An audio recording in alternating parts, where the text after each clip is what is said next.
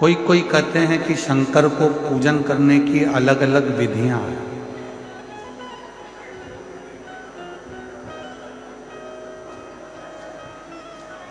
कोई कहते हैं भगवान शंकर को रिझाने के लिए अलग अलग भाषाएं हैं।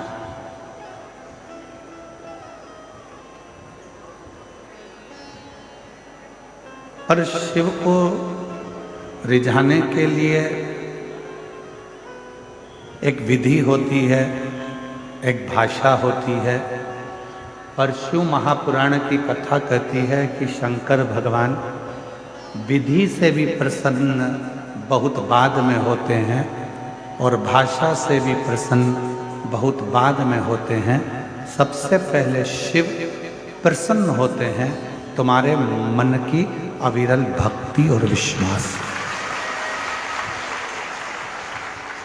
तुम्हारे भीतर विश्वास कितना है, तुम्हारे भीतर भक्ति कितनी है, तुम्हारे भीतर भरोसा कितना है, दृढ़ता कितनी है, कितना आप भगवान शिव पर विश्वास करते हो, कितना आप शिव जी पर भरोसा करते हो, कितनी दृढ़ता आपकी शिव के प्रति है, कितना भरोसा आपका शिव के प्रति है।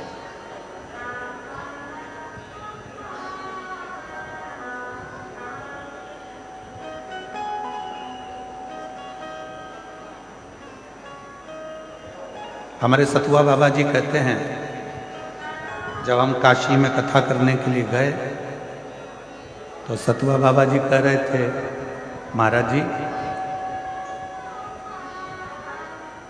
ये मणिकर्णिका के घाट पर सतुआ बाबा शिविर के सामने से, सतुआ बाबा आश्रम के सामने से ना जाने कितने कितने शब्द अर्थियां रोज निकलती प्रति।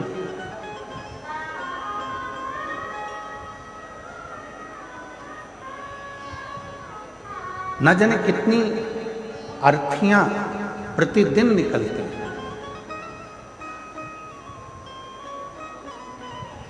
तो सतुआ बाबा जी बता रहे थे कि हमारे जो गुरुजी थे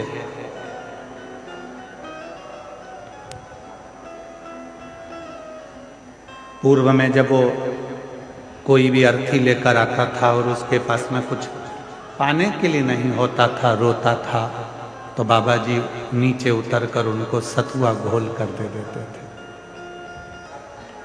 सतुआ घोल कर उनको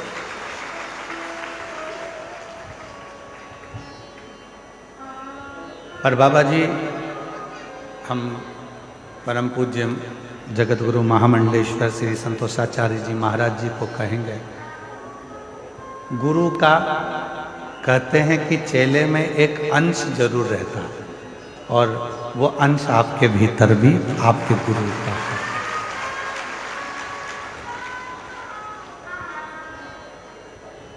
कोई भूखा ना रहे।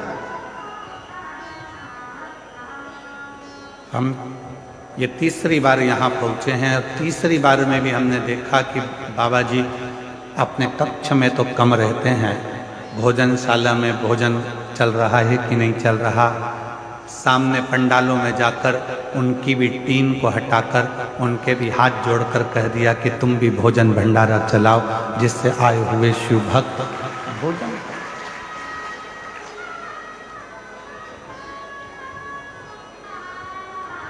एक गुरु वो होता है जो अपना कक्ष या पंडाल नहीं छोड़ता, और एक आप पर आपके गुरु की कृपा है जो भोजन व्यवस्था, अन्य व्यवस्था, खुद दौड़ दौड़ कर व्यवस्थाओं को देखना, ये एक सच्चे गुरु के शिष्य का प्रमाण।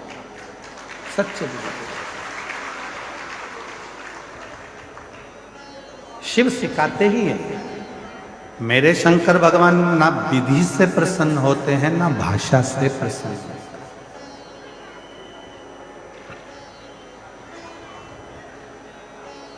कौन सी विधि हमारे पास में हो कि हम भगवान शंकर को प्रसन्न करें?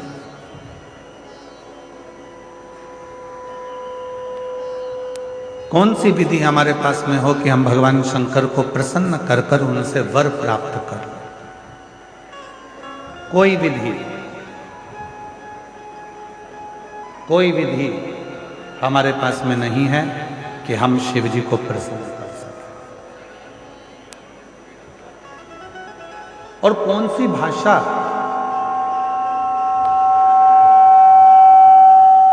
हम कौन सी भाषा बोलें जिससे हमारे देव अधिदेव महादेव प्रसन्न हो जाए? कौन सी भाषा?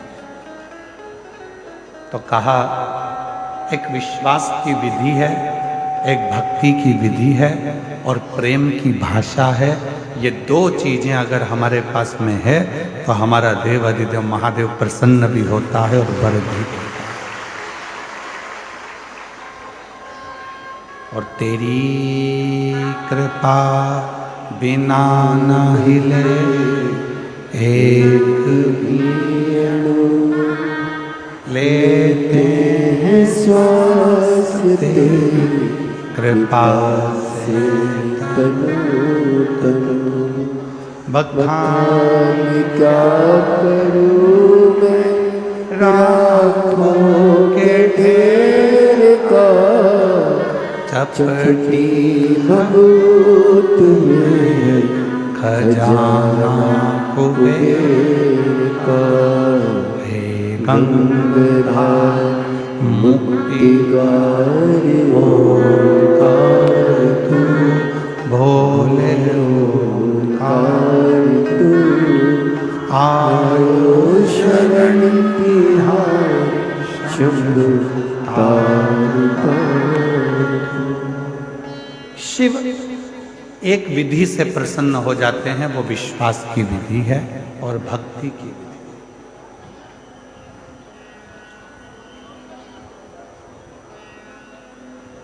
कितना सुंदर एक प्रसंग शिव महापुराण में आता है।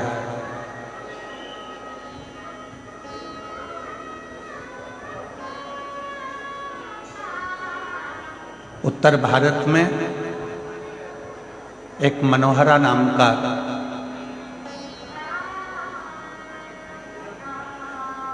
एक भगवान शंकर का शिव भक्त निवास करता था। शिव भक्त और भगवान शंकर का वो परम भक्त, भगवान शिव का वो परम भक्त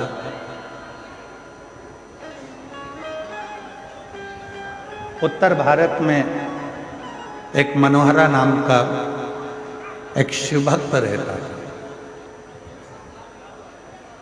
और ये उत्तर भारत में ही प्रयागराज की भूमि पर कथा चल रही है। मनोहरा नाम का एक शिव भक्त है।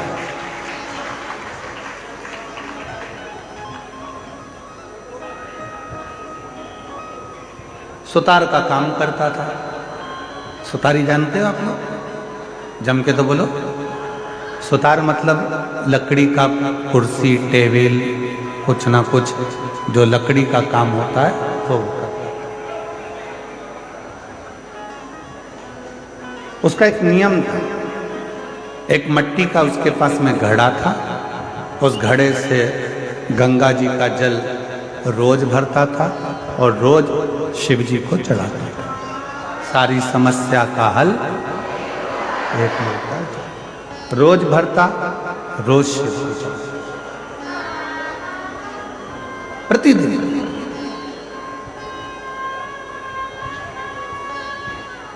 मनोहरा सुतार से उसके जितने भी दोस्त थे, जितने मित्र थे, जितने परिवार वाले थे, जितने कुटुंबी थे और जितने आसपास में रहने वाले लोग थे, वो सब ईर्ष्या करते थे।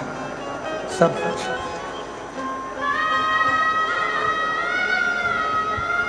वो कहते हैं ना, घमंडी को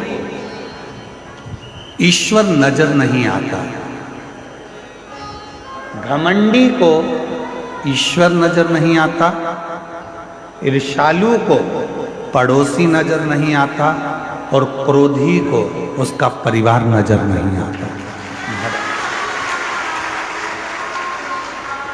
कोई घमंडी है, उसके अंदर घमंड भरा हुआ है, उसके अंदर घमंड भरा पड़ा है, तो उसको ईश्वर नजर नहीं आएगा।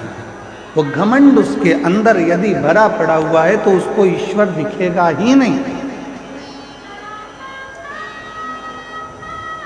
ऐसे कई लोग हैं जिनको रोज समझाना पड़ता है कि राम है, कृष्ण है, शिव है, पर कई घमंडी ऐसे पड़े पड़े हुए हैं, अपनी घमंड में इतना ज़्यादा वो फूले हुए हैं कि वो राम और कृष्ण शिव को मानने को तैयार ही नहीं।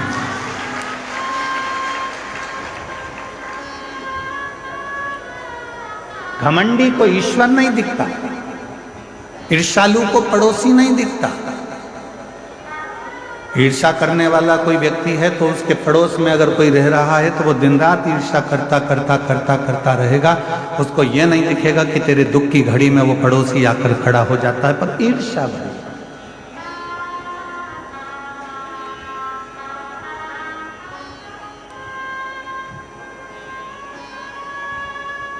क्या करने आए हो प्रयाग की भूमि पर?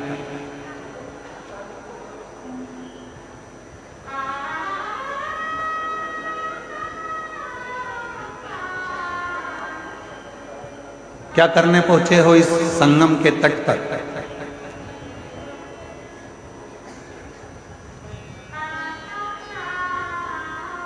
संगम के तट पर अक्षय वट के पास में नागवासुकी का मंदिर है। आप लोग तो प्रयाग के हो, कौन कौन गया है जरा हाथ उठाओ, जरा रखिए। प्रणाम आपको, जो आप होकर आए हो लोटा भर जल चढ़ाकर। नागवासुकी का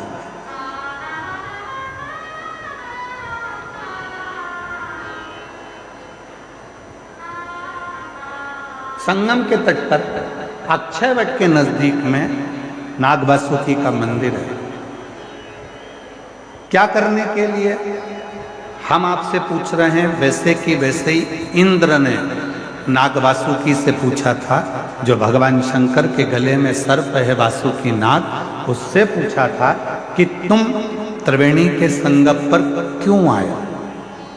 जो इंद्र ने पूछा था, जो गरुण ने पूछा था, जो वरुण ने पूछा था, जो देवताओं ने पूछा था, आज वो प्रश्न हम भी आपसे पूछते हैं कि तुम संगम के तट पर क्या करने के लिए?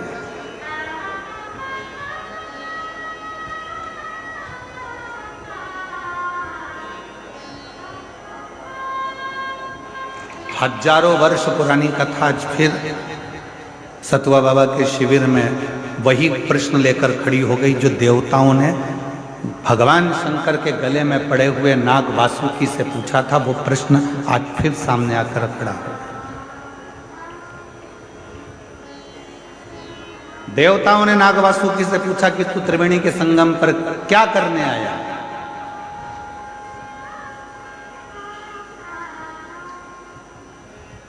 क्या करने के लिए आए? नाग वासुकी से बार बार प्रश्न करा गया, क्यों आए हो? ये गंगा यमुना सरस्वती के संगम पर नाग वासुकी क्या कर? आज वही प्रश्न हम आपसे कर रहे हैं, क्योंकि आप सब प्रयाग के रहने वाले हो। आपसे पूछा जाए कि आप त्रिवेणी के संगम पर क्या करने आए, प्रश्न यहां खड़ा होता है। तो नाग वासुकी ने कहा, मंथन के समय पर मेरा शरीर पूरा की पूरा कष्टप्रद हो गया है। शरीर में से रक्त निकल रहा है, मेरे शरीर की एक एक नस नस टूट चुकी है, क्योंकि मैंने जब मंथन मुझे पकड़ कर करा गया तो पर्वत के घर्षण से मेरा शरीर पूरा टूट चुका है। मैं बहुत कष्ट में हूँ, बहुत तकलीफ में हूँ। तो क्या करने आए हो? बस उस कष्ट को मिटाने के लिए और भगवान से उनकी कृपा पाने के लिए मैं त्रिवेणी के तट पर आकर विराजमान। अब कोई तुमसे पूछे, क्यों रे भाई, ए प्रयाग वालों, त्रिवेणी के तट पर तुम क्या करने के लिए आए हो? तो तुम्हें नाग वासुकी के वो शब्द याद रखना है कि नाग वासुकी ने कहा कि मेरा शरीर हर जगह से टूट चुका है, बहुत कष्ट में हूँ, और मेरे कष्ट को मिटाने के लिए और भगवान की अविरल भक्ति को प्राप्त करने के लिए मैं यहाँ आया हूँ। वही शब्द तुम्हारे होना चाहिए।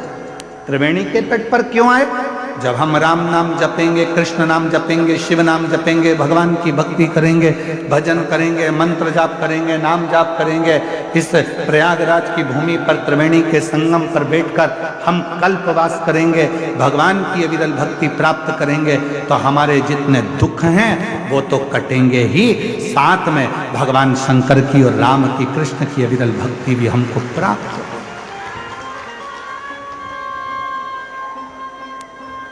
हम क्या करने के लिए?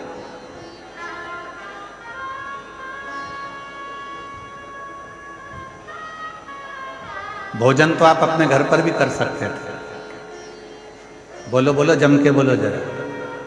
और जितनी भी मेरी जीजी आई हैं ना, ये खाली हाथ नहीं आई हैं, घर से कुछ ना कुछ खुरमा, मठरी, चक्की, लड्डू, तिल्ली का कुछ ना कुछ बना कर लाई हैं। जैसे ही अंदर देरी होती है निपटा जाती है। बस अपने भाई को नहीं खिलाती है, बाकी के तो निपटा जाती हो।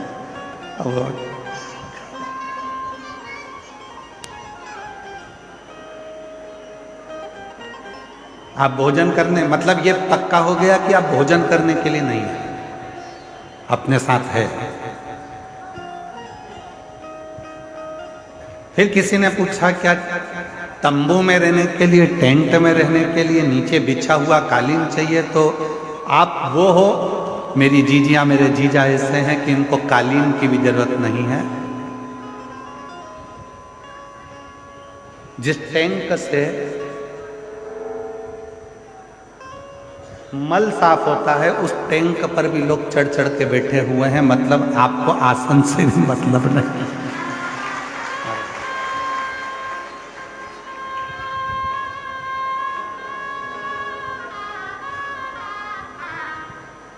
उस पे भी चढ़ के लोग बैठे हैं।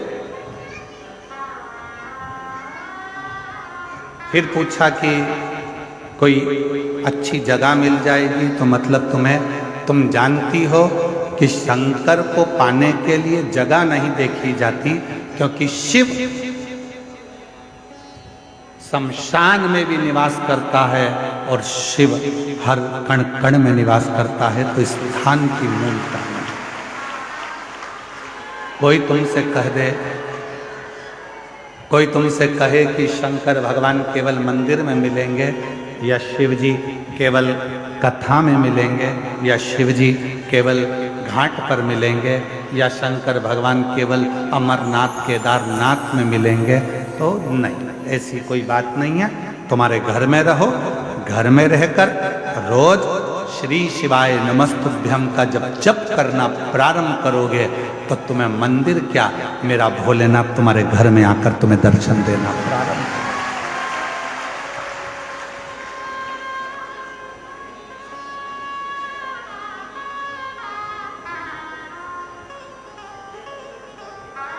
हमारे शैलेंद्र जी एक लाइन गुनगुनाते हैं कि मन को बना ले मन में शिवालय,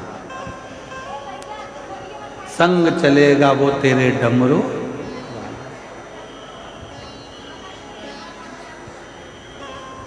मन को शिवालय बना,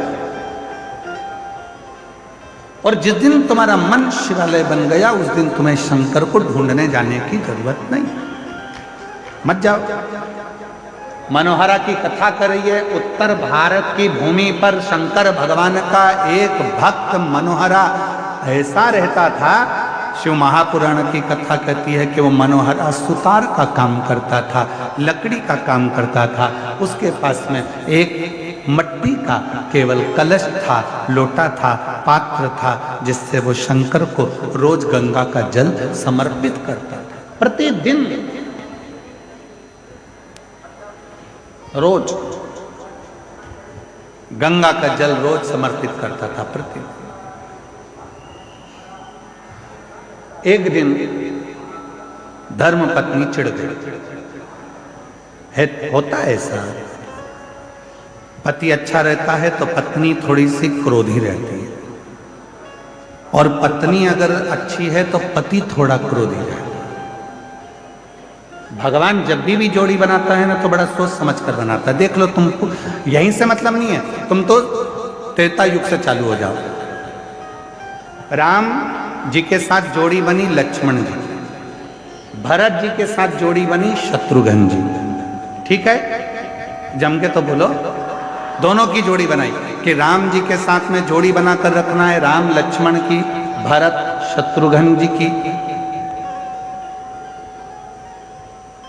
और नहीं तो राम जी के साथ में राम जी सरल थे तो भरत जी की जोड़ी बन जाती, दोनों एक जैसे हो जाते, सरल सरल। पर नहीं, एक नम्रता वाले के साथ में एक क्रोधी का होना जरूरी है। राम जी के साथ लक्ष्मण का होना जरूरी है और भरत जी के साथ शत्रुघ्न जी का होना जरूरी है, बहुत जरूरी है।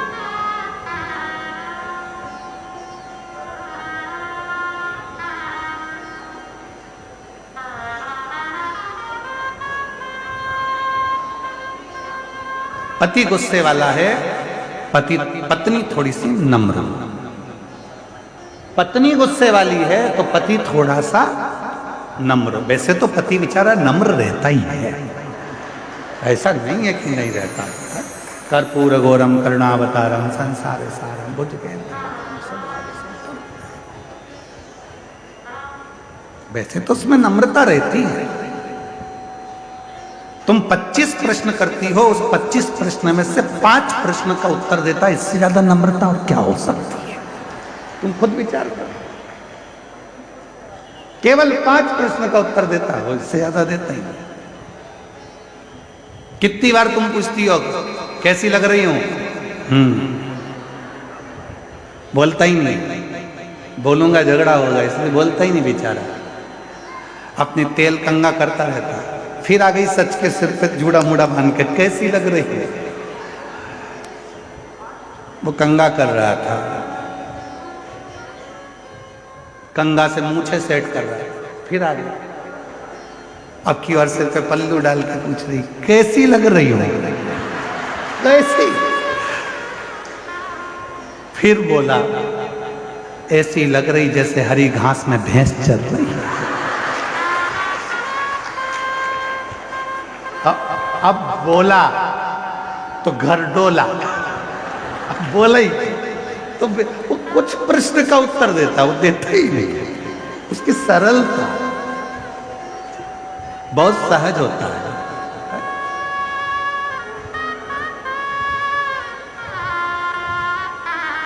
जोड़ी बनी।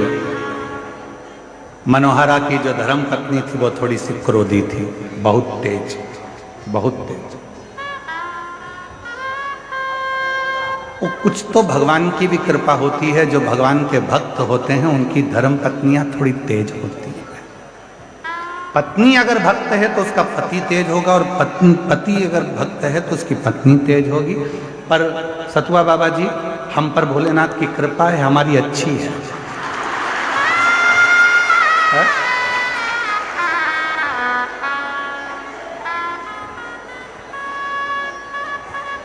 अगर वो थोड़ी गड़बड़ होती तो हम तुम्हारे आश्रम में नहीं आ पाते, पक्का है। तो ऐसा होता है। और कोई कोई परिवार ऐसा होता है, जितने मेरे कल्पवास कर रहे हैं इस माघ के मेले में, जितने मेरे कल्पवासी हैं उनकी धर्म पत्नी भी अच्छी है, पति भी अच्छा है, दोनों मिलकर साथ में कल्पवास कर रहे हैं भगवत वचन पर। कई बहुत बाबा की कृपा से, कहीं शिव जी की बड़ी करुणा है, जो ऐसे पति पत्नी हैं कि दोनों हर साल कल्पवास करने के लिए 1 महीना दोनों रहकर अपने झोपड़े में, अपने टेंट में, पंडाल में भगवत भजन कर कर भगवान की अविरल भक्ति को प्राप्त कर। अविरल। तो मनोहरा की जो पत्नी थी, मनोहरा की जो पत्नी थी,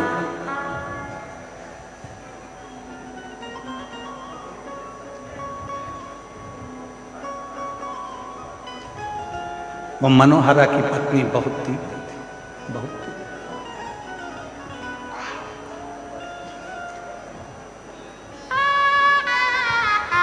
बहुत उठाया उसने। अब की बार पानी का जो घड़ा था, जिस घड़े में वो गंगा जल लेकर शिव जी के मंदिर जाता था, शंकर जी को जल चढ़ाता था। उस घड़े को मनोहरा की पत्नी ने आज तोड़ दिया। मनोहरा रोता हुआ शिव के मंदिर पहुंचा। शिव के मंदिर,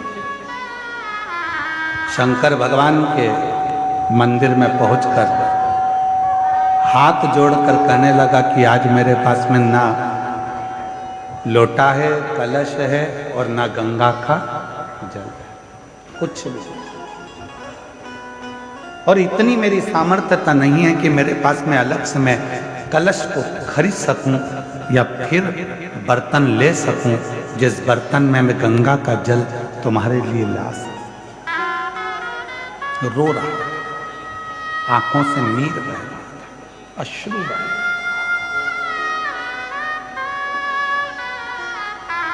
रोते रोते रोते रोते आखिरी में वो शंकर के शिवलिंग से चिपक गए। आंख के आंसू शिवलिंग पर पड़ रहे थे। मनोहरा रो रहा था। जाने लगा रोते रोते शंकर भगवान उस शिवलिंग में से प्रकट होकर मनोहरा का हाथ पकड़कर खींच लिया। हाथ पकड़कर खींचा मनोहरा का, और बाबा भोलेनाथ से मनोहरा ने कहा कि रोज गंगा का जल लेकर आया, पर इतने सालों में कभी तू प्रसन्न नहीं हुआ, प्रकट नहीं हुआ, आज कैसे प्रकट हो गया? शिवजी कहते हैं मैं चांदी के या सोने के लोटे से प्रसन्न नहीं होता, मैं तो दिल से चढ़ाए हुए अश्रु के एक बूंद से भी प्रसन्न हो जाता हूँ, जो भाव से मुझे समर्पित किया गया, जो तुमने मुझे भाव से दिया है। ना विधि थी उस मनोहरा सुतार के पास में, ना विधि थी उस मनोहरा सुतार के पास में, ना भाषा थी उस मनोहरा सुतार के पास में, ना कोई नियम था उस मनोहरा सुतार के पास में, तो केवल एक लोटा जल था, इसके सिवाय कुछ भी नहीं। नानी बाई का मायरा सुना है आप लोगों ने? जम के तो बोलो। नानी बाई के मायरे में नानी बाई का जो नरसिंह जी, जो नानी बाई के जो पिताजी थे नरसिंह मेहता जी, नरसिंह मेहता जी के बड़े भाई थे मदन मेहता जी। मदन मेहता जी की धर्म पत्नी थी दुरत गोरी। दुरत गोरी इतनी तेज थी कि अपने देवर को, नरसिंह मेहता को, और नरसिंह मेहता की धर्म पत्नी माणिक गोरी दोनों को गालियां देती थी, अपशब्द करती थी, ताने देती थी, आड़ा टेढ़ा करती थी, अपशब्द करती थी। पर भाई मदन मेहता जी अपने भाई से बड़ा प्रेम करते थे, नरसिंह मेहता जी से बहुत स्नेह करते। जब दादी नरसिंह मेहता की जो दादी जी थी वो नरसिंह को बहुत प्रेम करती, बहुत।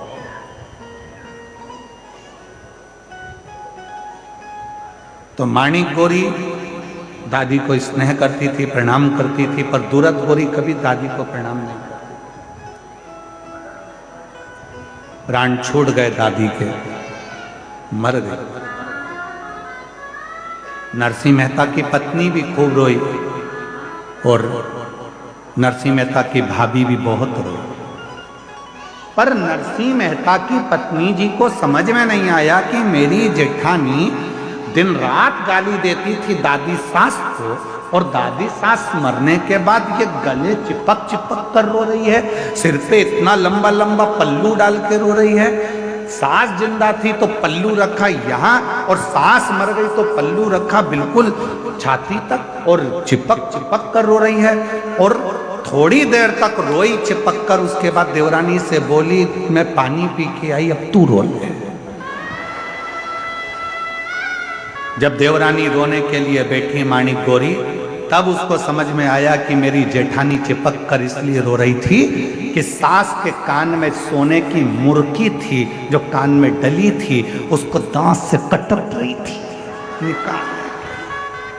जब वो मुर्की निकल गई, रोते रोते लेकर गई और पानी के मटके में उसको डाल दिया और आकर बोली कि अब दादी जी को लेकर चले जाओ, कब तक रखोगे। रोते रोते उनको लेकर गए।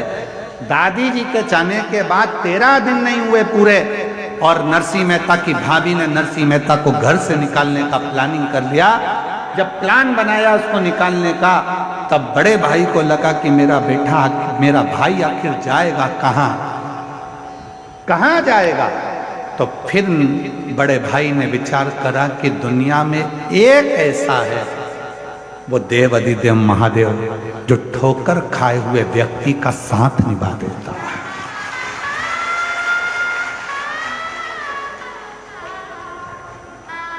दरबार में भोले बाबा के दुख दर्द मिटाए जाते,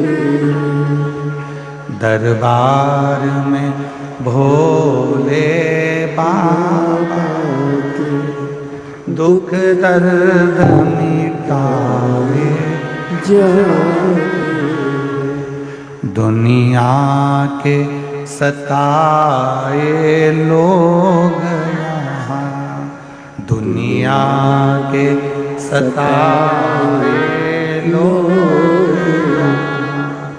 सीने से लगाए जाते, सीने से लगाए।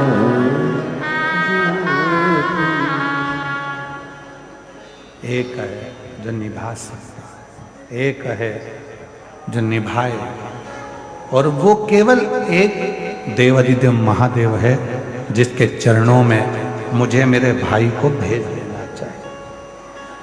यदि मेरा भाई शिव जी के मंदिर तक चले गया तो निश्चित है जो मेरा भाई चाहता है उसको वो सब कुछ मिल जाएगा। जरा स्मरण करिएगा, नरसिंह मेहता का मायरा कब बचा, कब स्मरण हुआ। हजारों सालों का स्मरण कर कर देखिए कि वो नरसिंह मेहता के लिए बड़े भाई ने विचार कर लिया था, यदि ये शंकर के मंदिर तक पहुंच गया तो इसको शिव जी संभाल लेंगे। और हम भी तो वही शिव पुराण में कहते हैं, आप यदि शंकर के मंदिर में पहुंच गए, एक लोटा जल चढ़ाना प्रारंभ कर दिया तो शिव जी तुम्हें संभाल, शंकर जी तुम्हें संभाल, कोई दूसरा नहीं संभाल सकता, संभालेगा वही।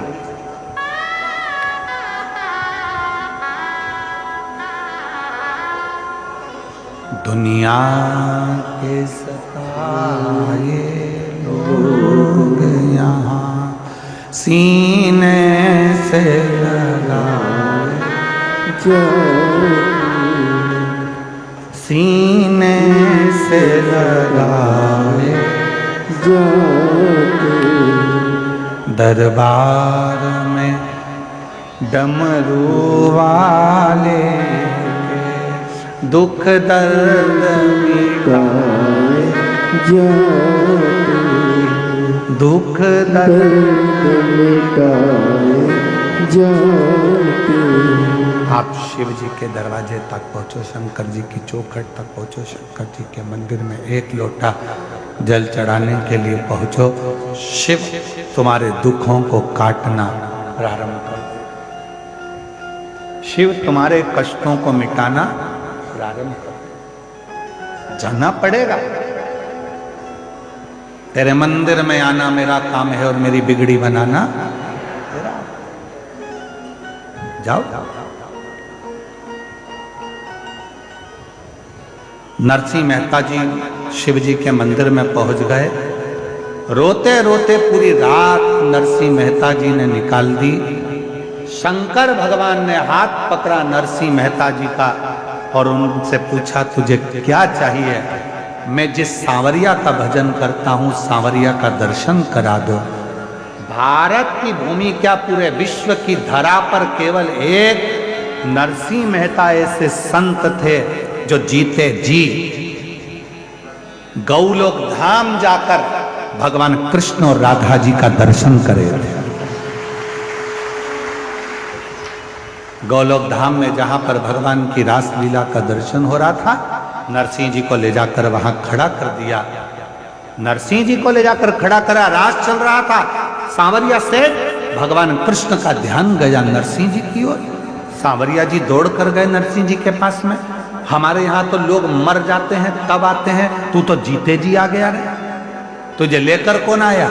नरसिंह जी बोले वो शंकर जी लाए थे। इतने में सांवरिया सेठ ने बोला अगर शंकर जी लेकर आए हैं फिर तो तू कहीं पर भी पहुंच सकता है, तेरा दुखड़ा कोई पर भी जाकर कहे बाबा पूर्ण तरह से तेरे दुखड़े को मिटा सकता। किसी की सामर्थ्यता नहीं है, वो मिटाएगा, दुख काटेगा तो वो शिव काटेगा, कोई दुख नहीं काट सकता। ब्रह्मा ब्रह्मलोक में है, भगवान विष्णु वैकुंठ लोक में।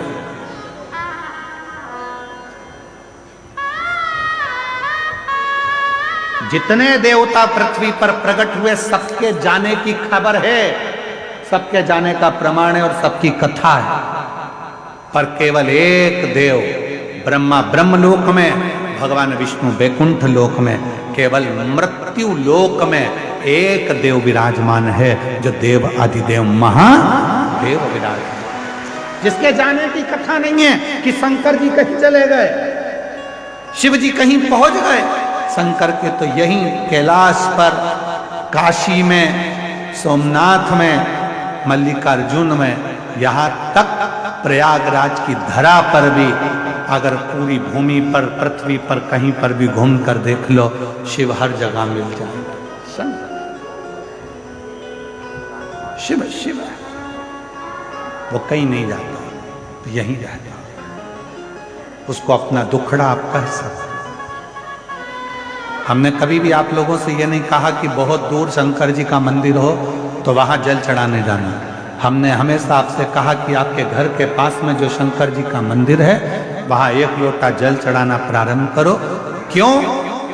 शरीर में रोग आता है तो पहले पास के हॉस्पिटल में दिखाया जाता है, पास के हॉस्पिटल में काम नहीं चलता फिर बड़े हॉस्पिटल में जाया जाता है, बड़े हॉस्पिटल में काम नहीं चलता फिर जाकर अपन लखनऊ में जाकर दिखाते हैं, लखनऊ में काम नहीं चले फिर जाकर अपन मुंबई पहुंच जाते हैं, मुंबई में काम ना चले तो फिर विदेश लेकर जाते हैं। अर्थात पहले अपने पास में इलाज करवाइए, दूर इलाज के लिए बाद में जाइए। पर दुनिया के लोग पहले दिन से विचार कर लेते हैं अब की बार मुझे केदारनाथ जाना है, अब की बार मुझे अमरनाथ जाना है, अब की बार मुझे कैलाश पर्वत का दर्शन करने, परिक्रमा करने जाना है। हमारा निवेदन है जो लड़के, जो लड़कियां, जो बेटे, जो बेटियां, जो नवयुवक बेटा बेटी कहते हैं मैं अमरनाथ जाऊंगा, अमरनाथ जाऊंगा, अमरनाथ जाऊंगा, पहले उनकी माँ से, माँ को पूछना चाहिए अपने बेटे से, अपनी बेटी से। तो पास के मंदिर जाता है, पहले पास के मंदिर जा, और जब पड़ोस के मंदिर में तेरा दिल लग जाए शंकर को एक लोटा जल चढ़ाने में, तब समझना कि अमरनाथ बाबा का दर्शन करने जाएगा तो वो तुझे गले से लगा लेगा, वो तुझे अपने हृदय से लगा लेगा। मालूम पड़ा हमारे यहाँ जो बड़े बड़े डॉक्टर होते हैं, बड़े बड़े हॉस्पिटल में बैठते हैं, वो छोटी वाली फाइल को देखते हैं। लाओ दिखाओ, पहले तुमने डॉक्टर को दिखाया? हाँ साहब, हमारे गाँव के डॉक्टर को दिखाया था। फाइल दिखाओ, लो साहब ये फाइल, ठीक है। और किसी को दिखाया? हाँ साहब हम प्रयागराज गए थे, वहाँ दिखाया, प्रयागराज की फाइल दिखाओ, ये साहब। फिर हम काशी गए थे, काशी की फाइल दिखाई।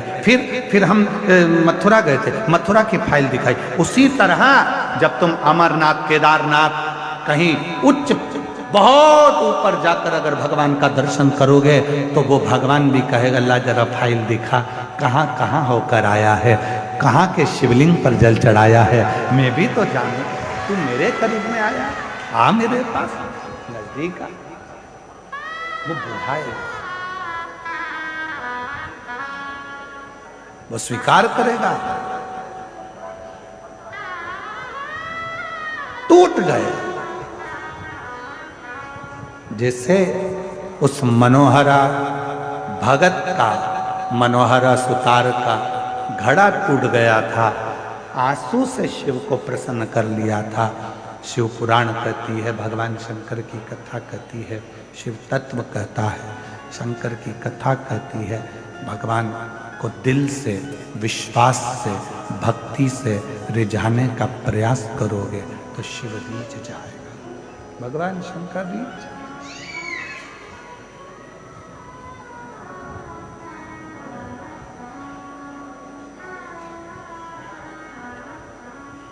कुछ नहीं है हमारे पास। क्या है तुम्हारा? शरीर भी तो तुम्हारा खुद का नहीं है, माता पिता ने दिया। धन कहते हो तुम्हारा है तो वो भी तुम्हारा को किसी ना किसी ने दिया है। कुछ भी तुम्हारा नहीं है, केवल एक ये आत्मा जो परमात्मा ने खुद ने दी है। इसलिए शिव जी कहते हैं कि मुझे ये वस्तुओं से रिझाने का प्रयास मत करना, मुझे अगर रिझाना तो तेरे मन से।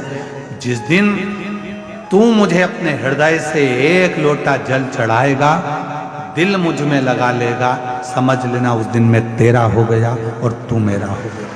जितने तेरे दुख हैं, जितनी तेरी तकलीफ है, जितने तेरे कष्ट हैं, जितनी तेरी बीमारी है, जितने तेरे तकलीफें हैं, वो सब मेरी होगी, तेरा कुछ भी नहीं।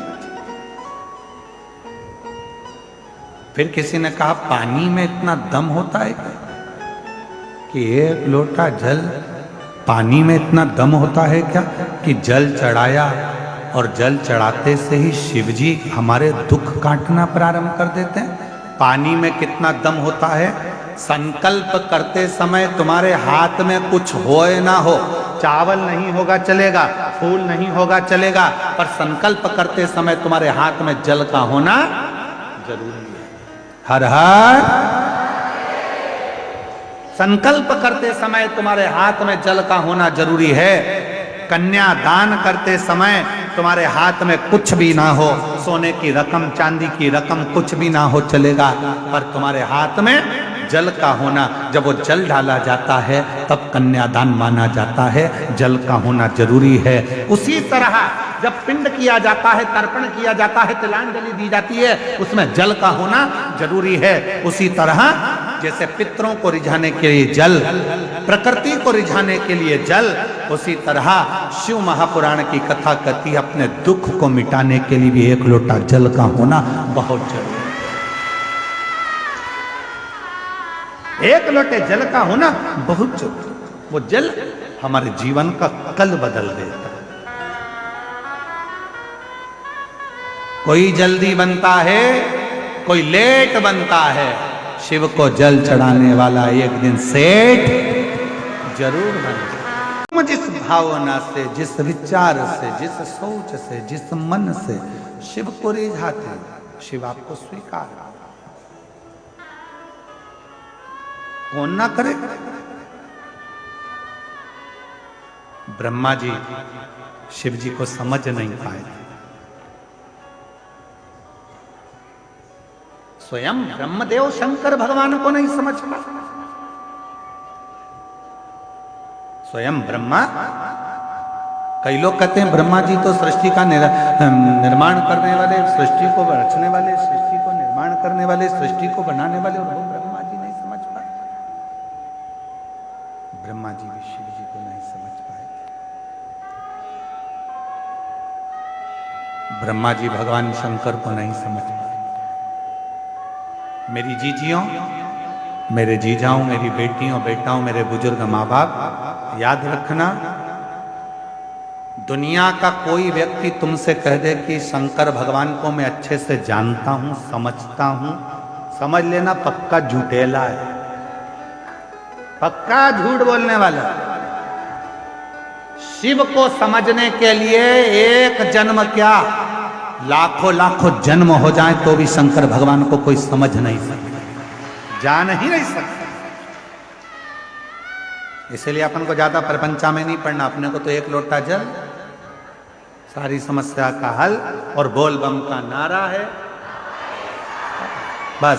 इससे ज्यादा अपने को माथा पच्ची करना भी नहीं है। कोई तुमसे कहे तुम शंकर जी की पूजन को जानते हो, नहीं जानते। शंकर जी का अभिषेक करना जानते हो? नहीं जानते। शंकर जी को रिझाने का कोई मंत्र आता है? नहीं आता। शंकर जी को क्या पसंद है? मालूम नहीं। तो फिर शंकर जी के मंदिर क्यों जाते हो? मिलने।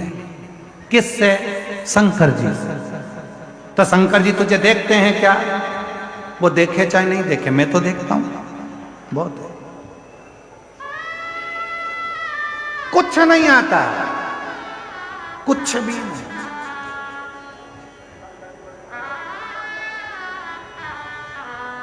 हम तो बस साधारण है, शिव को रिझाने के लिए आते हैं।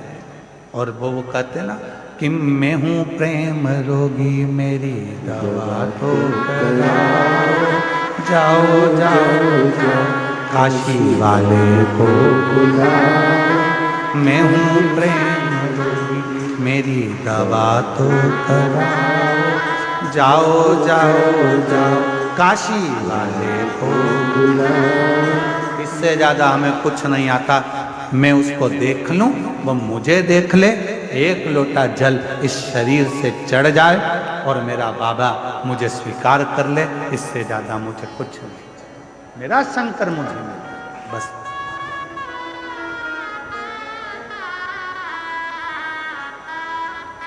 इससे ज्यादा कुछ नहीं चाहिए,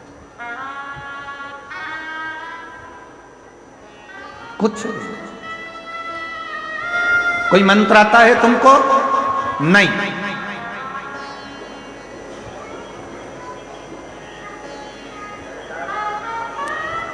एक बार हम चित्रकूट घूमने के लिए गए थे महाराज। चित्रकूट घूमने के लिए, चित्रकूट दर्शन के लिए गए थे और कांतानाथ जी की परिक्रमा करने के लिए गए थे। तब किसी ने हमसे एक प्रश्न करा था, तुम्हें संस्कृत का श्लोक आता है? हमने हाथ जोड़कर कह दिया महाराज जी हमको कछु नहीं आता। फिर पूछा तुम्हें ये आता है? नहीं महाराज जी हमको ये भी नहीं आता। फिर तुमको ये आता है? हमको ये भी नहीं आता। फिर तुमको क्या आता है? तो हमने कहा श्री शिवाय नमस्तुभ्यं, श्री शिवाय नमस्तुभ्यं, श्री शिवाय नमस्तुभ्यं, श्री शिवाय नमस्तुभ्यं। हमें केवल शिव का नाम, मंत्र का एक उच्चारण। देखो बेटा, मंत्र आता है? नहीं आता। तब करते हो? नहीं। साधना? नहीं। क्या करते हो? एक लोटा जल, सारी समस्या। इससे भगवान प्रसन्न हो जाएंगे? बिल्कुल। तड़प शंकर भगवान का ऐसा भक्त जो जंगल में रहता था, शिवलिंग को देखकर, एक महाराज जी को पूजन करता देखकर उसके पास में लोटा नहीं था जल चढ़ाने को, मुंह में पानी भरकर आता था, पिचकारी छोड़कर जाता था। पर शिव ने कृपा कर दी, उसको ना विधि आती थी ना विधान आता था, न मंत्र आता था, ना तंत्र आता था, ना साधना आती थी, ना जप आता था। उसको तो केवल एक काम, मुंह में पानी भरा, पत्तियों को तोड़ा, शिव को चढ़ाया, जल समर्पित कर, प्राप्त हो गया। कुछ नहीं आता। और सत्य बोलने में कुछ नहीं जाता। बोलो सही है कि गलत है? सत्य बोलो। मरने के बाद लोग बोलेंगे राम नाम सत्य है, जीते जी बोल लो सत्य। जो सत्य है सत्य।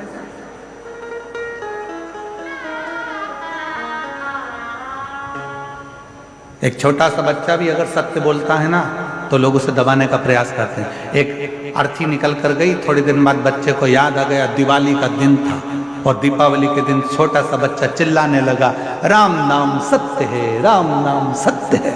मम्मी ने मोगरी से धो दिया, घूम मारा, पागल हो गया, मूर्ख है, क्या बोल रहा है ये? राम नाम सत्य है, राम नाम सत्य है। तो बच्चे को सिखा दो राम नाम सत्य, सिखाओ। सत्य है और वो सत्य रहेगा। उसे कोई छुपा नहीं सकता। शिव सत्य है, शिव सुंदर है। जैसे अभी सतुआ बाबा जी ने अपने व्याख्यान में कहा कि बेलपत्री के 3 पत्ते हैं, सत्य, प्रेम, करुणा। ये 3 पत्र हैं।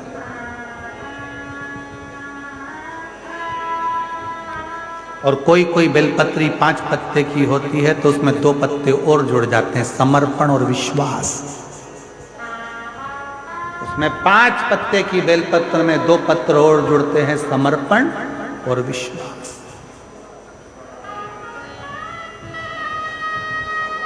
फिर 2 पत्ते जुड़े तो 7 पत्ते की बेलपत्र में साधना और तप। उस बेलपत्र के 2 पत्ते और हैं। ऐसे बेलपत्र के जब पत्र बढ़ते हैं तो शिव भी सोचते हैं कि ये साधारण पत्र नहीं है, ये तप, साधना, विश्वास, सत्य, ये सब जब सम्मिलित होता है तब कोई शिव की भक्ति को प्राप्त कर पाता है। शिव की भक्ति।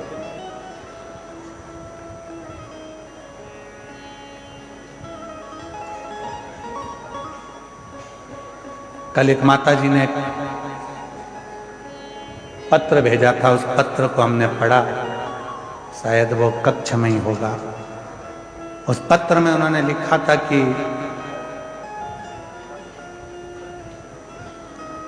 गुरुजी, आप प्रयागराज के मेले में आते हो और प्रयागराज के मेले में आते हो तो सब बाबा मिलते हैं, तुम क्यों नहीं मिलते? तो हम हाथ जोड़कर निवेदन करते हैं कि हमसे ज्यादा आप उस देव अधिदेव महादेव से मिलने का संकल्प लें। हमारा एक लक्ष्य है कि आप शंकर जी से कैसे भी जुड़ जाओ, क्योंकि सियोर वाला महाराज तुम्हारा दुख कभी नहीं काट सकते।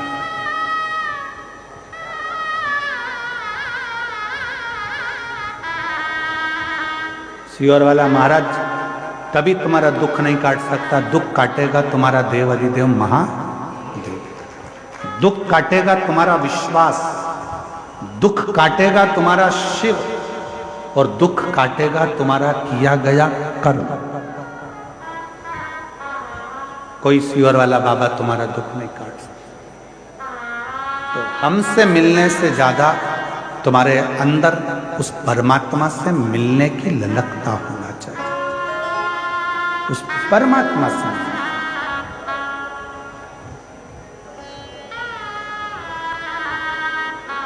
उस पर आश्रित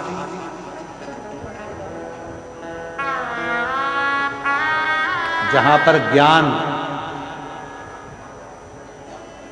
अहंकार में बदल जाता है, वहां फिर परमात्मा स्वीकार करना बंद कर देता है। आप विद्वान हो अपनी जगह पर, आप ज्ञानवान हो अपनी जगह पर, आप बहुत बड़े पद पर बैठे हो अपनी जगह पर जिस दिन तुम्हारे भीतर इन सभी चीजों का अहंकार आ जाएगा, तब समझ लेना कि मेरा भगवान तुमसे दूर हो गया, फिर मेरा परमात्मा तुम्हारे पास में नहीं, मेरा परमात्मा दूर है।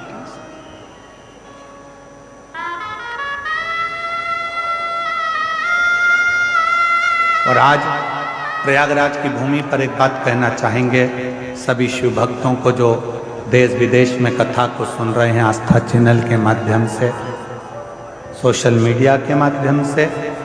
माघ मेले की यह पवित्र धरा से 5 दिवसीय शिव महापुराण को जो सुन रहे हैं, उनसे एक निवेदन करना चाहेंगे, कभी कभी यदि हाथ में पानी का लोटा भी ना हो, एक लोटा जल भी ना हो, तब अपने हाथ की अंजलि को फैलाकर हृदय का जल भरकर भक्ति से अगर हाथ को भी ऐसा कर दोगे तो भी वो जल को स्वीकार कर लेगा। वो स्वीकार करेगा। उसमें आपका विश्वास का होना जरूरी है, उसमें आपके भरोसे का होना जरूरी है। उसमें आपकी दृढ़ता का होना जरूरी है। विश्वास, भरोसा, दृढ़ता यदि है, ब्रह्मा जी भगवान शंकर को नहीं मान रहे। कई लोग ऐसे हैं संसार में कि वो सोचते हैं कि मैं जो बोलूं वो होना चाहिए, मैं जो करूं वो होना चाहिए। तो ब्रह्मा जी शिव जी को नहीं मानते, भगवान शंकर को मानने के लिए तैयार नहीं हुए, भगवान ब्रह्मदेव। तब भगवान नारायण ने उनको समझाया, फिर भी वो नहीं मानते। तब भगवान नारायण ने और भगवान ब्रह्मा ने एक पर्वत को घुमाया, तो उससे शिवलिंग की आकृति उत्पन्न हो गई। तब ब्रह्मा जी ने उस शिवलिंग की आकृति में से कानों में ध्वनि सुनी। शिव जी बोले, ब्रह्मदेव मैं ही शंकर हूँ, सृष्टि का निर्माण भी मैं ही करता हूँ, संहार भी मैं ही करता हूँ और संचालन भी मैं ही करता हूँ, कोई दूसरा नहीं।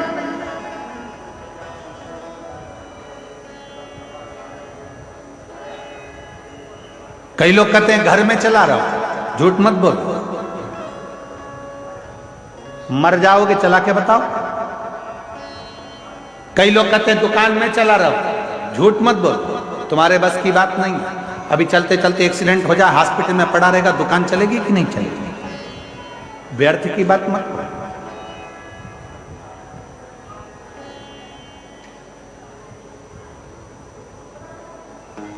ये झूठ है।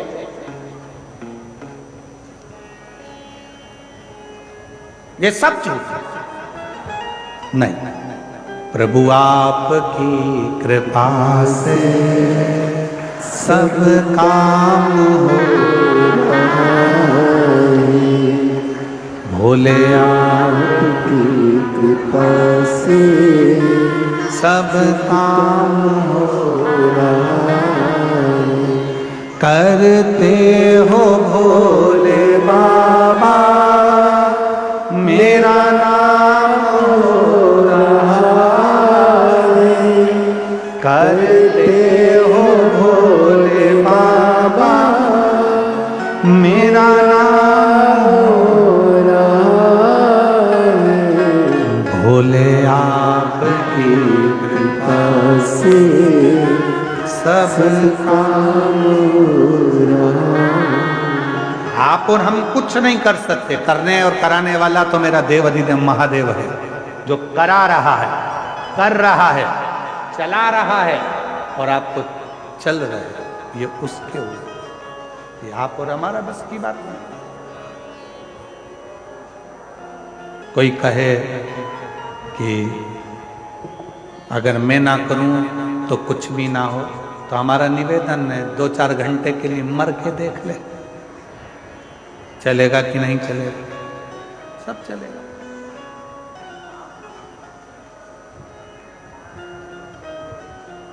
मर के देख ले।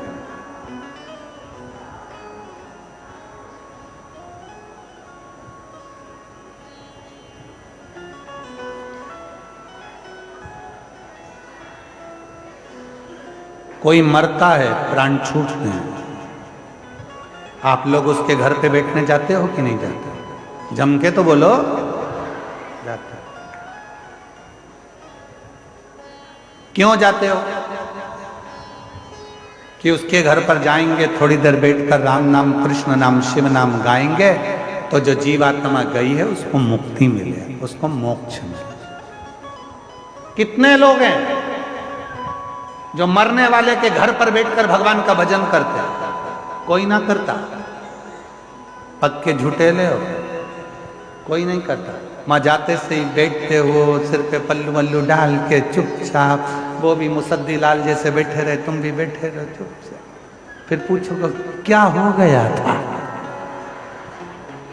फिर वो सुनाएंगी रात को अच्छे थे, मक्का की 4 रोटी खाई, 3 कटोरी कड़ी निपटाई, बहुत जोर बात है। एकदम रात्रि को 1 बजे बोले मेरे सीने में दर्द हो रहा, मैंने बाम लगाया, मला जी सवेरे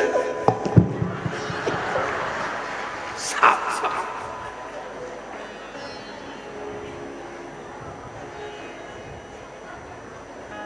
अब तुम्हें बताया, तुम गई, तुम्हारे बाद फिर कोई दूसरी आ गई, क्या हो गया था? मक्का की 2 रोटी खाई, 2 कड़ी की कटोरी निपटाई, रात को सीने में दर्द, बाम लगाया, सब करके देख लिया। जी जी। ये गई फिर दूसरे 13 दिन में 1300 लोगों को स्टोरी सुनाई। उससे अच्छा एक सीडी बनवा लेती, प्लेयर पास में रख लेती। जैसे बेंजो वाले भैया ने डब्बा रखा है बाजू में आवाज आने के लिए, ऐसे एक डब्बा रख के प्ले कर देती, वो सीडी में भरकर कि ऐसे मरा था, सुन ले। ये जाकर मत पूछो मरने वाले के यहाँ कि कैसे गया, ये पूछो कि कहाँ गया। भजन करो, कीर्तन करो, नाम जाप करो, स्मरण करो, शिव नाम जपो, राम नाम जपो, कृष्ण नाम जपो। और हम पूछ रहे हैं कहाँ गया।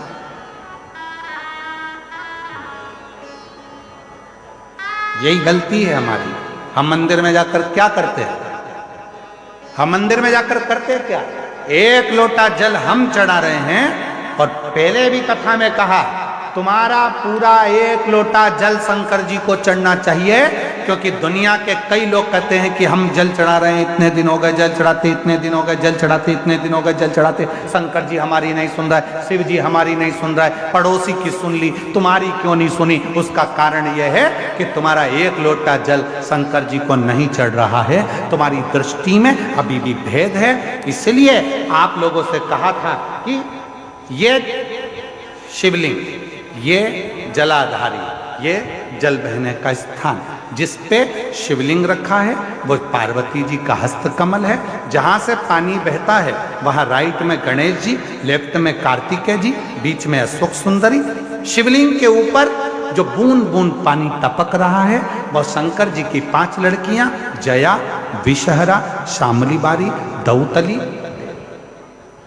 शिव जी का पूरा परिवार जब एक ही जगह पर है तो तुम्हें जल कहां चढ़ाना चाहिए? शंकर के शिवलिंग पर। अब तुम जल चढ़ाने जाते हो तो वहां पर भी जाकर विचार करते हो कि जल लेकर पोची लोटा भर के शंकर जी को चढ़ा दिया, फिर पास में गणेश जी बैठे थे उनको चढ़ा दिया, पार्वती जी बैठी थी उनको चढ़ा दिया, नंदी बैठा था उनको चढ़ा दिया, फिर कार्तिकेय बैठे थे उनको चढ़ा दिया।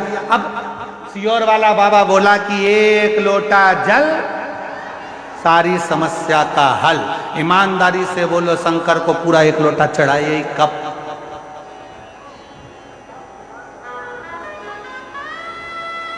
वो 1 लोटा जल लेकर गई थी, उसी में शंकर जी को चढ़ा दिया, उसी में गणेश जी को चढ़ा दिया, उसी में पार्वती जी को चढ़ा दिया, उसी में कार्तिकेय जी को चढ़ा दिया। वो 1 लोटे जल का तुमने विभाजन कर दिया। इसलिए शंकर जी भी कह रहे हैं कि तेरी दृष्टि में अभी भी सब देवता अलग अलग हैं। जिस दिन एक शिवलिंग में तुझे राम, कृष्ण, देवी, देवता, गणेश सबका दर्शन होने लगे, समझ लेना उस दिन तेरा दुख समाप्त होना प्रारंभ हो। दिन तेरा दुख समाप्त होना पर हम शिव के वो 1 लोटे जल को समझ ही नहीं पाते। और आप में से कई लोग होंगे जो ये गलती करते होंगे, ऐसा नहीं कि नहीं करते होंगे। 1 लोटा जल चढ़ाना, गणेश जी को चढ़ा दिया, पार्वती जी को चढ़ा दिया, नंदी को, वो 1 लोटा जल पूरा। जब हमारे यहाँ शंकर जी के मंदिर में टूटा हुआ नारियल नहीं चढ़ता, शिव जी के मंदिर में टूटा हुआ चावल का दाना नहीं चढ़ता, शिव जी के मंदिर में टूटी हुई सामग्री नहीं चढ़ती, तो आधा लोटा जल क्या करेंगे बोले ना? पूर्ण समर्पण, पूर्ण समर्पण। और जब पूर्ण समर्पण होगा तो वो सुख अपने आप आपको मिलेगा।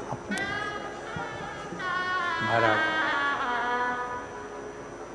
शिव को रिझाना, भगवान शंकर को रिझाना बहुत सरल।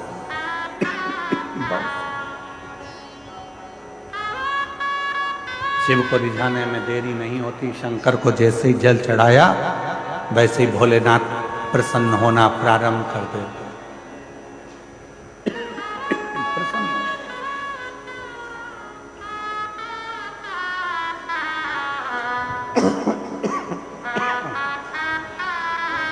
शिव करुणा के साथ,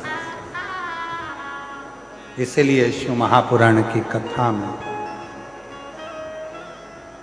भगवान शंकर की पवित्र चरित्र में वर्णन होता है। शिव को रिझाने का तरीका बिल्कुल सहज है।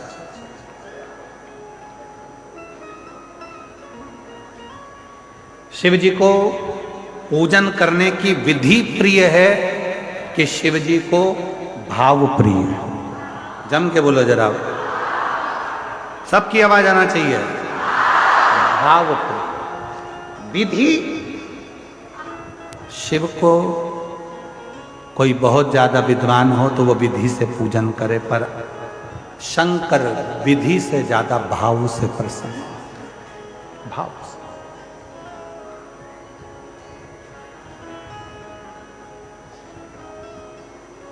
विधि से। कितना सुंदर प्रसंग है।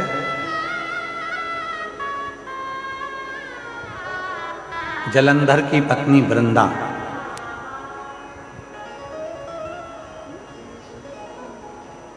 जब मालूम पड़ा कि मेरा पति मर गया,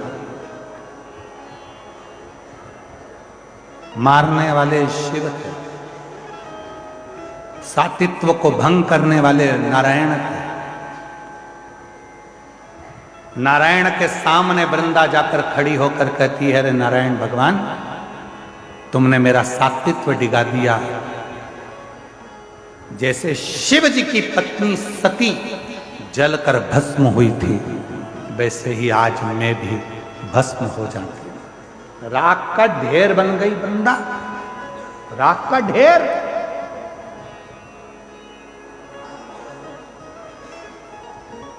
क्यों?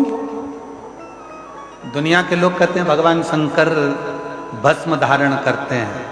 उनके भस्म को देखकर एक बार भगवान नारायण ने भी मुस्कुरा दिए थे और कह दिए थे, इस भस्म में ऐसा क्या है? 2 बार भगवान नारायण भगवान की लीला पर मुस्कुराए थे और दोनों बार भगवान नारायण को उस लीला का दर्शन करना पड़ा।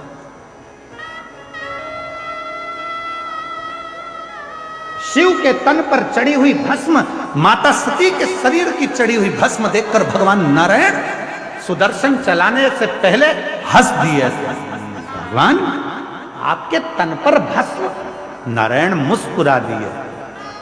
शिव जी मन में सोचे, नारायण, जिस दिन इस भस्म को चढ़ाओगे तब मालूम पड़ेगा कि भस्म में है क्या। इस भस्म में क्या है, उस दिन आपको मालूम पड़ेगा कि भस्म है क्या।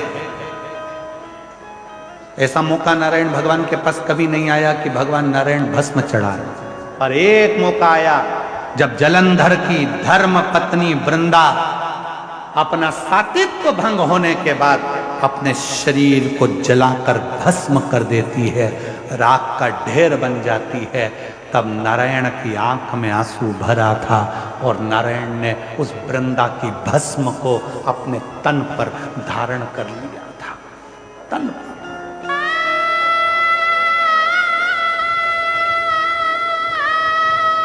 तन पर भस्म चढ़ी है। लोग कहते हैं भगवान शंकर के तन पर भस्म थी। शिव महापुराण, स्कंद पुराण, कुर्म पुराण कहती है कि भगवान नारायण के तन पर भी भस्म थी। शिव ने सती की भस्म धारण करी थी और भगवान नारायण ने वृंदा की भस्म धारण करी थी। और जो सती माता भस्म के रूप में प्रकट हुई, उससे बेलपत्री का वृक्ष उत्पन्न हुआ, और जो वृंदा भस्म के रूप में प्रकट हुई नारायण के स्पर्श से, वो तुलसी का पौधा के रूप में प्रकट हुआ। भस्म साधारण, तन पर शिव के भस्म है। लोग कहते हैं केवल क्या देवादिदेव महादेव 33 कोटि देवता में केवल एक शंकर ऐसे हैं जो भस्म लगाते हैं। शंकर ऐसे हैं जिनको भस्म चढ़ती है। भगवान नारायण ने भी अपने तन पर भस्म धारण करी थी। बस अंतर इतना है, शिव सती की भस्म लगाए थे और नारायण वृंदा की भस्म लगाए थे। वृंदा की भस्म।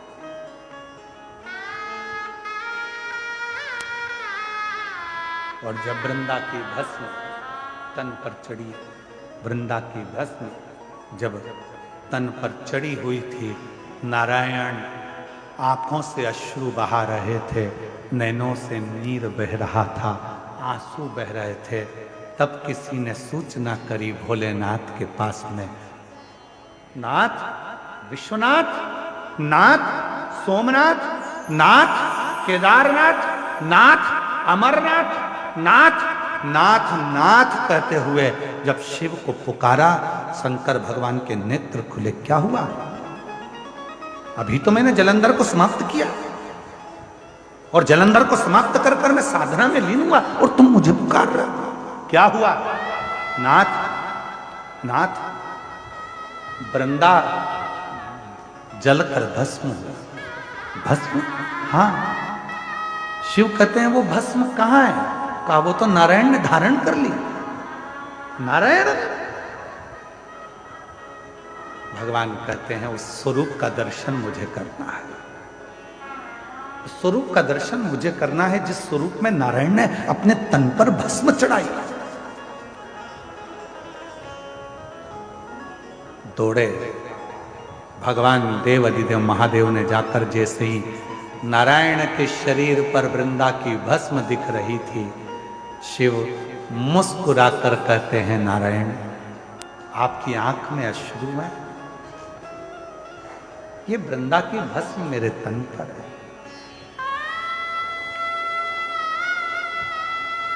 शिव कहते हैं केवल संसार के मनुष्य के लिए यह बात नहीं, जैसी करनी वैसी भरनी हमारे लिए भी निश्चित है। एक दिन मैंने भस्म धारण करी थी, आपके चेहरे पर मुस्कुराहट थी। आज आपने भस्म धारण करी है। नाथ, मेरे तन से लगी हुई भस्म सती की बेल वृक्ष बन जाती है और तुम्हारे तन से लगी हुई भस्म नारायण और वृंदा की तुलसी का पौधा बन जाती है। ये जगत के पूजन, जगत के पूजन।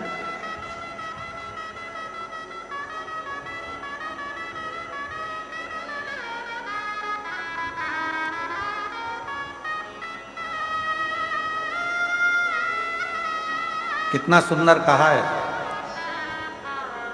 किसी व्यक्ति के शरीर में जब लीवर किडनी से जुड़ा हुआ जब रोग हो जाता है, किडनी काम करना बंद कर देती है, डायलिसिस चालू हो जाता है, लीवर काम करना बंद कर देता है, तब अलोनी गोबरी की भस्म, अलोनी गोबरी जानते हो, पहले भी कथा में बताया, गाय ने गोबर करा, देसी गाय ने जैसी गोबर करा, सूख गया, उसका कंडा हो गया।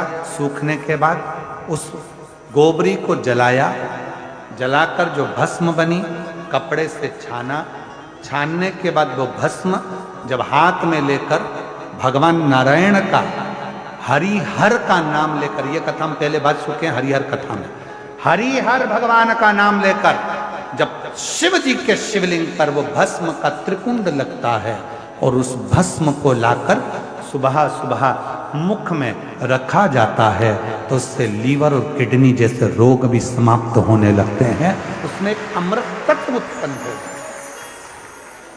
उसका प्रमाण शिव महापुराण में एक पत्र आया, देखिए।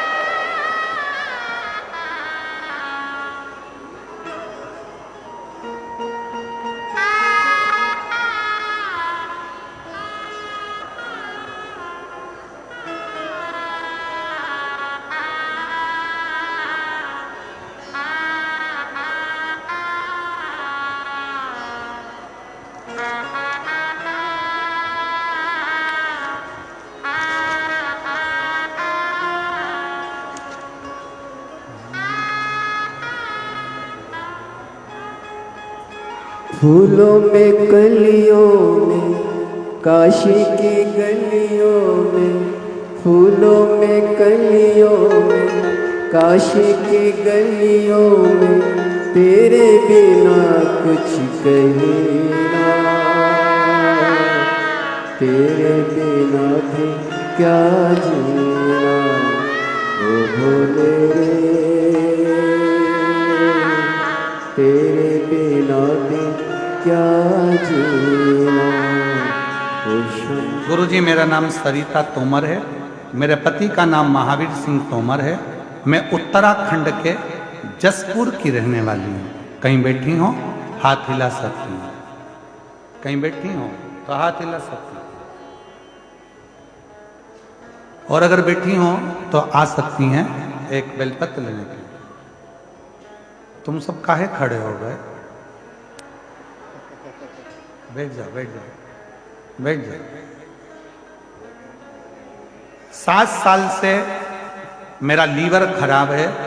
डॉक्टर इसको बदलने का कह रहे हैं, पर इलाज कराते कराते मुझे 7 साल हो गए। तब किसी एक बहन जी ने हॉस्पिटल में मुझसे कहा कि वो सीहोर वाला बाबा कथा कहता है, उसका कोई एक उपाय जरूर करो। मैंने पशुपतिनाथ का व्रत किया। व्रत करने के बाद मैं सीहोर गई।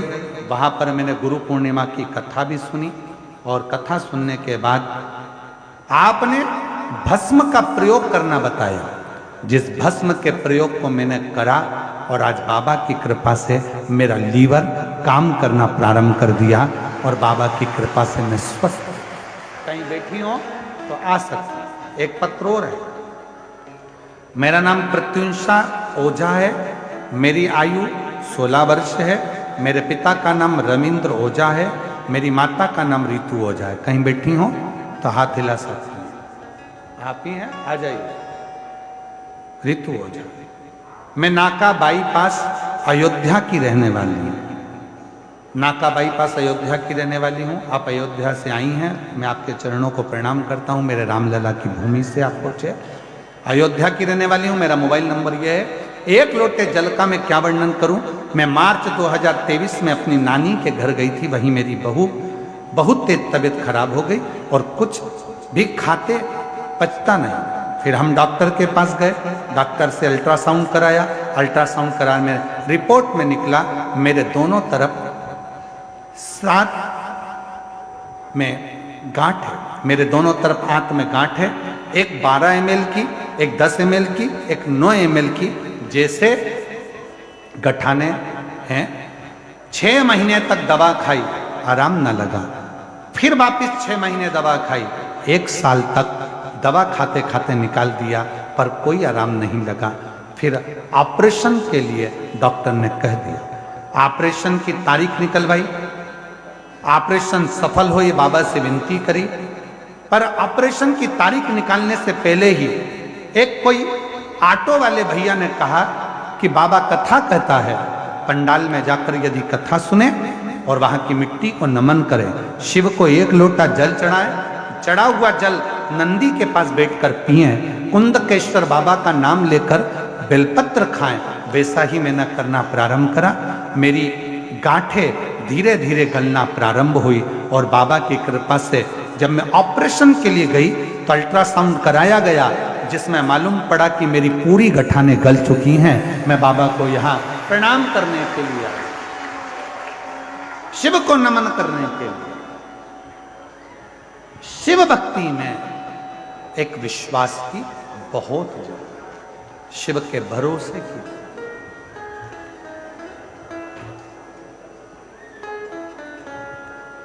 और मेरे भोले तेरा सहारा है, मेरे भोले तेरा सहारा है, मेरी नैया का तू किनारा,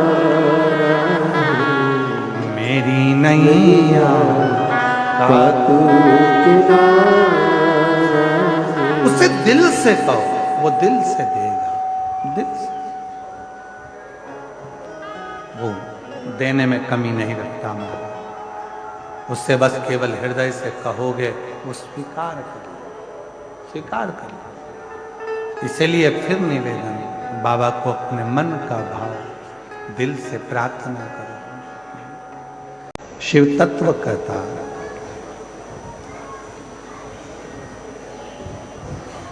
ब्रह्मदेव के लिए भगवान शंकर ने आकाशवाणी की।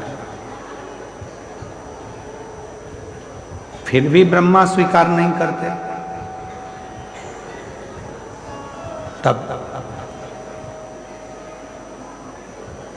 ब्रह्मा जी भगवान शिव के शिवलिंग का शीश देखने के लिए गए।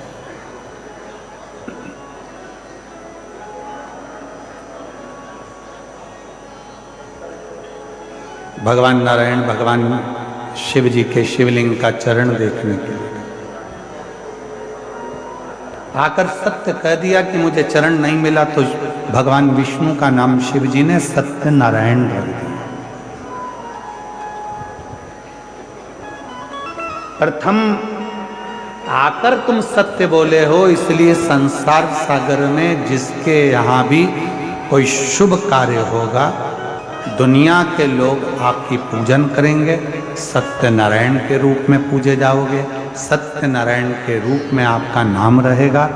तब से आज तक पृथ्वी पर जब भी कोई अच्छा कार्य होता है तो लोग सत्यनारायण भगवान का पूजन, आराधना, अर्चना, साधना करते हैं।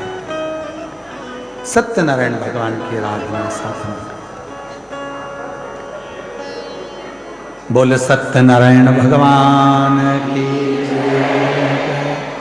सत्यनारायण भगवान की आराधना साधना सत्य से।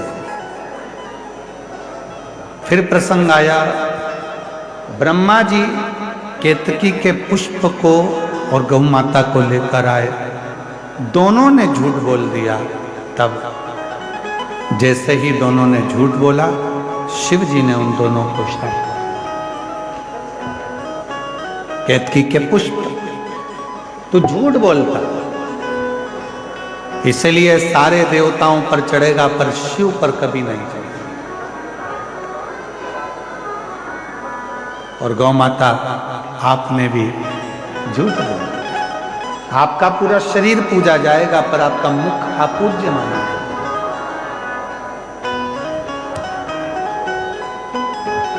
शिव कथा कहती है, भगवान शंकर का चरित्र कथा है, शिव महापुराण की कथा कहती है।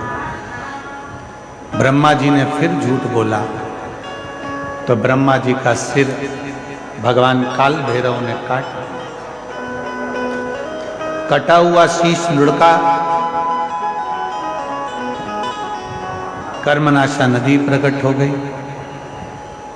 और शिव कथा कहती है कि वो ब्रह्मा जी के कटे हुए शीश को भगवान विष्णु ने स्तुति कर कर शिव जी से विनय कर कर भगवान शंकर ने उसी शीश को, भगवान शिव जी ने वही शीश को पुनः वृक्ष बना दिया। बट वृक्ष के रूप में भगवान ब्रह्मा जी के कटे हुए शीश का स्वरूप उत्पन्न कर। देखिए, 33 कोटि देवता में केवल एक देव अधिदेव महादेव ऐसे हैं जो प्रकृति के देव माने। प्रकृति के देवता के रूप में पूजा जाता है। जल तत्व हो, वायु तत्व हो, जितने भी स्वरूप हैं शिव के, वो प्रकृति के रूप में पूजे जाते हैं। इसलिए एक नियम बनाए, हम लोगों ने एक विचार करा है विठले सेवा समिति कुबेरेश्वर धाम सीहोर ने, कि आने वाली जो महाशिवरात्रि है 15 फरवरी को, उस दिन उस शिवरात्रि को ग्रीन शिवरात्रि के रूप में मनाएं। एक एक वृक्ष, जितने भी श्रोता भाई बहन चाहे टीवी पर सुन रहे हों, पंडाल में सुन रहे हों, शिवरात्रि के दिन 15 फरवरी के दिन एक वृक्ष अवश्य लगाएं और ग्रीन शिवरात्रि का हिस्सा बने और अपने जीवन को धन्य अवश्य लगाएं। शंकर जी को जल चढ़ाते हो, वैसे उस वृक्ष में भी थोड़ा थोड़ा जल दें, जिससे आने वाले समय में जब वृक्ष लगे, बेलपत्री का पौधा जब वृक्ष के रूप में लग जाएगा, आप और हमारा तो शरीर छूट जाएगा, आप और हमारा शरीर तो चला जाएगा, पर बेलपत्री का वृक्ष यदि संसार सागर में रहेगा तो उस वृक्ष की पत्तियां टूटकर जब देव अधिदेव महादेव पर चढ़ेगी तो कम से कम ये तो रहेगा कि हम चले गए पर वो बेलपत्री के वृक्ष की पत्ती देव अधिदेव महादेव की सेवा में रोज लगे, प्रतिदिन लगे।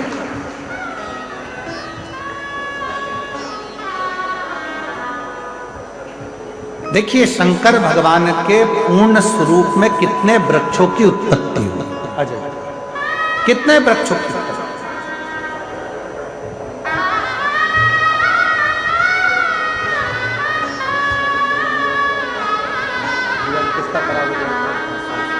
ठीक है,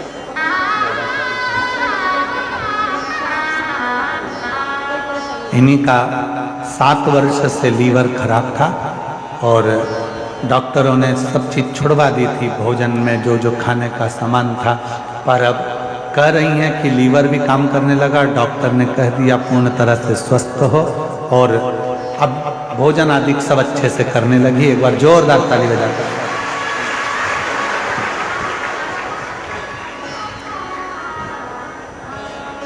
शिव ने कितने वृक्षों का निर्माण किया।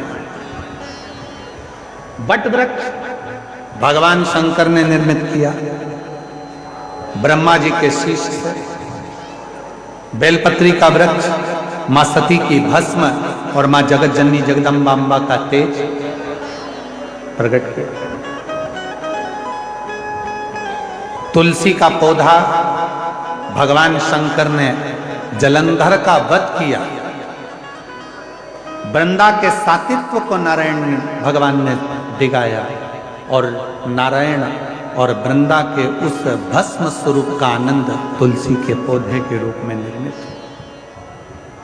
शमी का वृक्ष जब शनि महाराज जी को माता ने ही श्रापित कर दिया, तब उन्होंने भगवान शंकर की आराधना काशी में करी और काशी में जब शिव की आराधना करी तब भगवान शंकर ने शनि को शमी के रूप में एक आनंद सुख देने वाला प्रकट कर दिया। आंवले का वृक्ष जिस समय पर भगवान नारायण ने भगवान देव अधिदेव महादेव को सृष्टि का भार दिया था और भगवान नारायण ने जब सृष्टि के भार पूर्ण अपने हाथ में लिया, तब शिव की आराधना में आंवले के वृक्ष की रोपण था। पीपल का वृक्ष स्वयं भगवान शिव का ही और शनि के आनंद नवग्रह का प्रतीक। जितने जितने वृक्ष हैं भगवान शंकर प्रकृति के देवता हैं। भगवान शिव चाहते हैं जितनी प्रकृति हरी भरी होती है, जितना जल है, जितनी वनस्पति है, ये जितनी आनंद में होती है, मेरा शिव उतना उतना प्रसन्न होता है, मेरा शंकर उतना प्रसन्न है। शिव की प्रसन्नता है प्रकृति की सुंदर वनस्पति की। आगे वर्णन आया भगवान शंकर के सुंदर स्वरूप का और सुंदर स्वरूप में वर्णन किया मां सती, जो भगवान दक्ष प्रजापति जो पूर्ण रूप से ये निश्चित कर कर बैठे थे कि मेरे घर में जो सती का जन्म हुआ है वो सती में नारायण को ही ब्याह, सती का विवाह में नारायण के साथ था। पर अभी आपको कथा में कहा कि भोले आपकी कृपा से सब हम कुछ भी सोचे, पर जो शिव ने सोच कर रखा है विचार करता। अभी आपको कथा में कहा था कि शिव महापुराण की कथा के पंडाल में आपको लगता है कि आप कथा सुनने के लिए आए हो, पर हमको नहीं लगता। हमको तो ये लगता है कि मेरे भोले बाबा आपकी गोदी में, आपकी झोली में कुछ देने वाले होंगे, इसलिए उन्होंने यहाँ पर बुलाया, वरना बुलाता ही नहीं। शिव कृपा से सती माता का सुंदर चरित्र का स्मरण आगे कल की कथा में लेंगे।